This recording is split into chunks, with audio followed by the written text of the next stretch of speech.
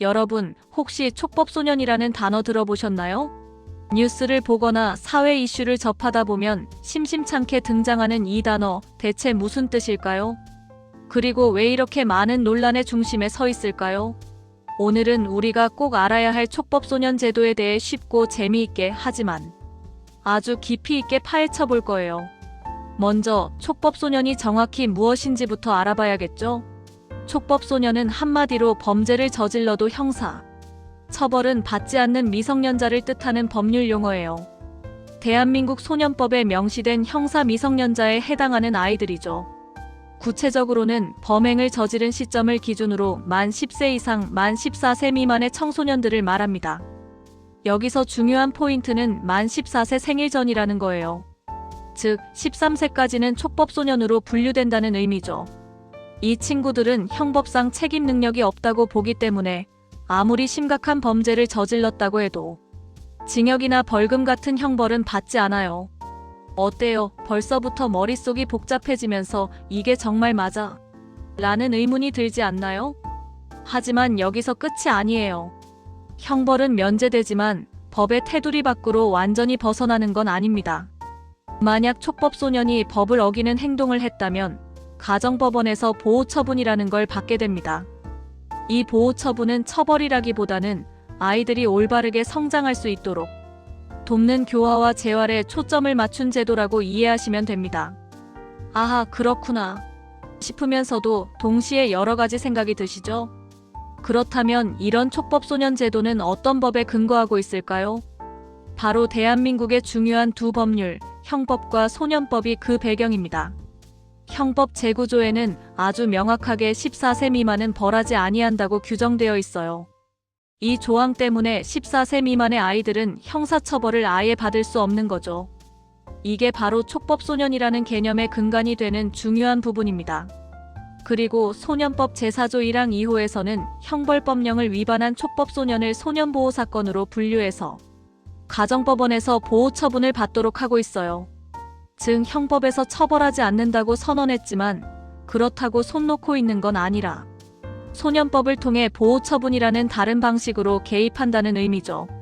아주 치밀하고 복잡하죠?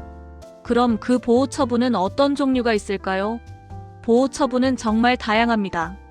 크게는 감호위탁, 사회봉사, 보호관찰, 그리고 가장 강도가 높은 소년원 송치 등 총 10가지 종류가 있어요. 아이의 비행 정도나 상황에 따라 가장 적절하다고 판단되는 처분이 내려지게 되는 거죠. 하지만 과연 이 보호처분이 항상 제대로 작동하고 있을까요? 이 지점에서 처벌 실효성 논란이 불거져 나옵니다. 많은 사람이 촉법소년 제도는 솜방망이 처분 아니냐? 라고 이야기하곤 합니다. 왜 그런 말이 나올까요? 촉법소년은 형사 책임이 면제되기 때문에 설령 소년원 송치라는 보호처분을 받게 되더라도 그마저도 받지 않는 경우가 많습니다. 대부분은 훈방으로 끝나거나 아주 짧은 기간의 보호관찰 혹은 몇 시간의 사회봉사 명령에 그치는 경우가 부지기수죠. 이러다 보니 자연스럽게 촉법소년은 무슨 짓을 해도 처벌받지 않는다는 인식이 사회 전반에 퍼지기 시작했습니다. 이 인식이 아이들에게는 나는 뭘 해도 괜찮아라는 그릇된 경각심 부족으로 이어질 수 있다는 우려가 커지고 있는 상황입니다. 만약 우리가 죄를 지으면 벌을 받는다는 인식이 당연한데 특정 연령대에서는 그렇지 않다면 법의 권위가 흔들릴 수도 있겠죠. 문제는 여기서 끝나지 않습니다. 바로 제도 악용 및 재범 문제로 이어지기 때문입니다. 일부 청소년들은 이 촉법소년 제도의 맹점을 너무나 잘 알고 있어서 이를 마치 실질적인 범죄 면책 수단처럼 악용하는 사례가 늘고 있어요. 충격적이죠? 또래 집단 사이에서는 야, 나 아직 촉법소년이야 라는 말이 마치 자랑처럼 회자되면서 죄책감이나 경각심 없이 범죄에 연루되는 안타까운 일들이 계속해서 발생하고 있습니다. 이런 상황은 정말 심각한데요. 실제로 촉법소년 보호관찰 대상자들의 재범률을 살펴보면 무려 12%에 달한다고 해요. 이는 성인 재범률보다 3배 가까이 높은 수치입니다. 이 통계는 우리에게 무엇을 말해줄까요? 단순히 보호와 교화만을 강조하는 현행제도가 과연 올바른 방향으로 작동하고 있는지에 대한 깊은 고민을 안겨줍니다. 이런 상황에서 가장 고통받는 사람들은 누구일까요? 바로 피해자들입니다. 피해자 입장에서 촉법소년 제도는 정말 큰 박탈감과 상처를 안깁니다. 가해자가 아무리 잔혹하고 중대한 범죄를 저질렀다 하더라도 형사처벌을 받지 않고 오히려 나이가 어리다는 이유만으로 사회적인 제재 없이 너무나 쉽게 일상으로 복귀하는 모습을 지켜봐야 합니다. 상상만 해도 너무나 화나고 답답한 상황이죠. 이는 피해자의 인권과 우리 사회가 추구하는 정의, 실현이라는 측면에서 커다란 충돌을 야기할 수밖에 없습니다. 죄를 지으면 벌을 받아야 한다는 우리 모두의 보편적인 상식과 법, 감정에도 어긋나는 부분이라 더욱 큰 논란이 되는 것 같아요. 또 하나의 쟁점은 바로 보호처분 기록 비공개입니다. 촉법소년에 대한 보호처분 기록은 형사기록으로 남지 않아요. 그리고 당연히 외부에 비공개됩니다. 이 제도에는 나름의 장점이 분명히 존재합니다.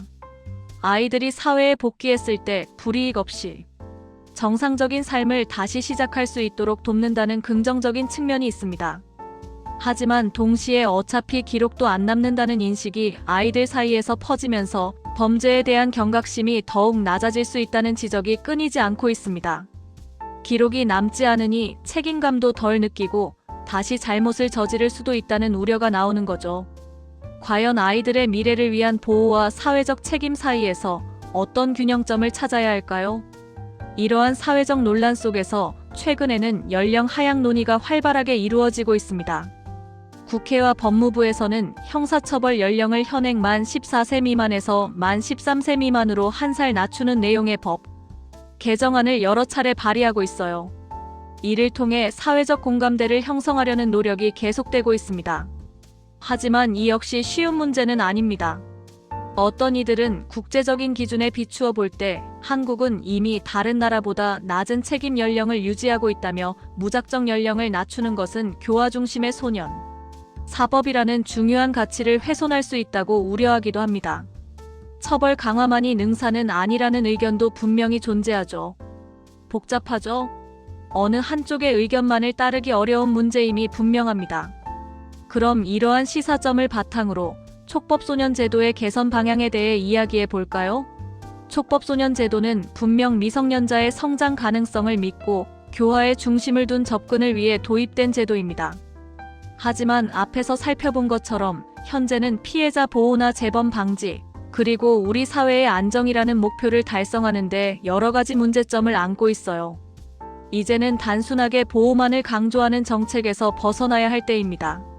실효성 있는 보호 처분이 이루어지도록 시스템을 개선하고 범죄 피해를 입은 분들을 위한 지원 시스템을 더욱 튼튼하게 구축해야 합니다.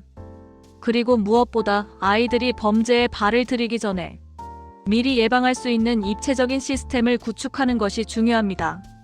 단순히 법조항 하나 바꾸는 것으로 해결될 문제가 아니라 우리 사회 전체가 함께 고민하고 노력해야 할 과제인 거죠. 참고로 촉법소년 제도의 핵심 내용을 한눈에 보기 쉽게 요약한 표도 준비해봤어요.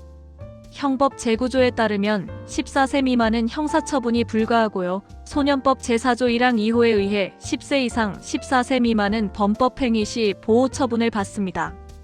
보호처분의 종류는 감호위탁, 사회봉사, 소년원 송치 등 최대 10가지가 있고 이 보호처분 기록은 형사처벌 및 전과 기록으로 남지 않아요. 지금은 제도 악용, 실효성 논란, 피해자 보호 한계 등 다양한 쟁점으로 계속해서 개정 논의가 진행 중이라는 사실 기억해주세요. 자, 길고 복잡했지만 드디어 결론에 다다랐습니다. 촉법소년 제도는 우리 사회의 정의를 실현하는 것과 동시에 아직 미성숙한 청소년들의 미래를 보호해야 한다는 두 가지 중요한 가치 사이에서 끊임없이 균형점을 찾아야 하는 제도입니다. 현재 제도의 허점을 악용하는 사례가 늘고 있고 이로 인해 많은 문제가 발생하는 만큼 이제는 더 이상 미룰 수 없는 과제들이 우리 앞에 놓여 있습니다. 형사 책임 연령을 조정하는 문제, 보호 처분의 실효성을 강화하는 방안, 그리고 무엇보다 중요한 피해자 보호 시스템을 보완하는 것은 우리 모두의 관심과 노력이 필요한 부분입니다. 이 모든 것들이 한데 어우러질 때 비로소 촉법소년 제도가 원래의 취지를 살리면서 우리 사회의 안정과 정의를 지킬 수 있을 거예요. 촉법소년 제도에 대한 올바른 이해와 꾸준한 개선은 우리 모두의 책임이라는 점을 다시 한번 강조하면서 오늘 이야기를 마무리하겠습니다. 다음에 또 유익한 정보로 찾아올게요. 감사합니다.